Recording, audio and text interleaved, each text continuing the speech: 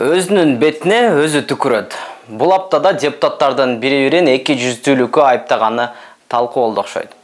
Саламатсызбы, Медиа кайрадан бир жума социалдык тармакта талкууланган жаңылыктарды топтоштурду. Эсиңизде болсо, 5 майда Конституциянын кабыл алынганына 30 жыл толду.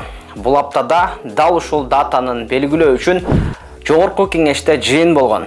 Анда депутат Адахан Мадумаров сөз сүйлөп, иш-чараны уюштуруунун зарылчылыгы жок эле деген наразычылыгын айтып, бийликти сындаган.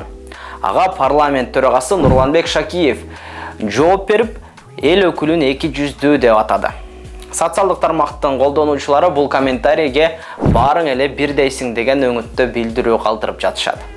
Ушул баш мыйзамыбыздын 30 жылдык мааракесин утурлап, жакшы сөздөрүңүздөрдү айттыңыздар. Эми бизде ушундай демократия, ким оозуна келгенин каалаганын сүйлөйт.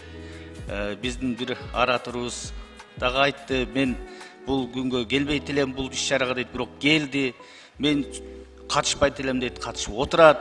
Мындай эки жүздүүлүктүн чеги болот.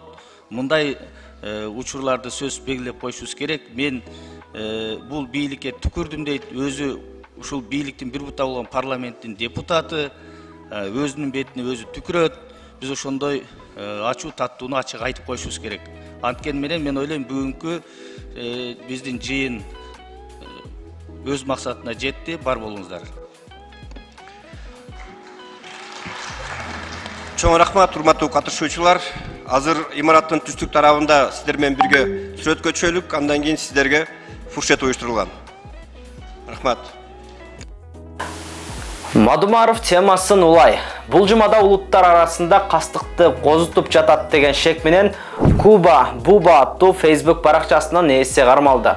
УКМК ал элди мыйзамсыз аракеттерге үндөгөн билдирүүлөрдү таратып турганын айтып, аккаунт ээси Адахан Мадумаровдун тарапташы деген билдирүү тараткан.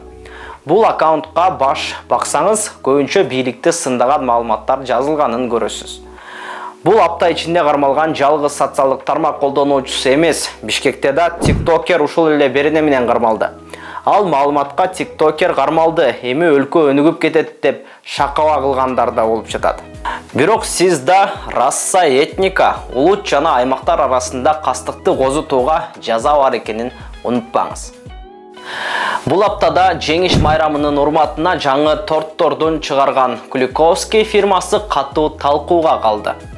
Алардын 9 майга карата жасалган тематикалык тортторуна танка жана гранатанын сүрөттөрү түшүрүлүп, биринде Берлинде карай деп жазылган экен.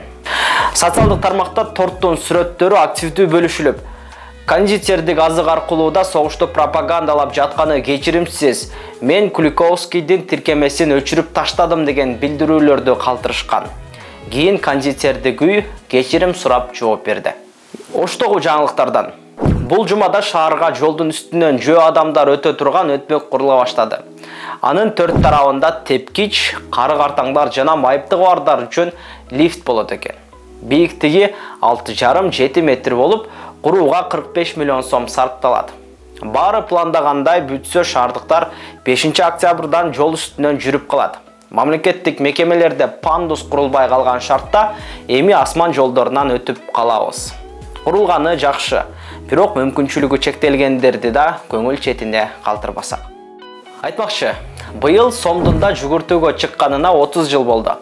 Анын урматына 200, 500 жана 1000 сомдук купюралар жаңыланганын уксаңыз керек. 10 майда алар жүгүртүүгө чыккан. Социалдык тармакта жаңы үлгүлөрдүн видеосу да тарап жатат.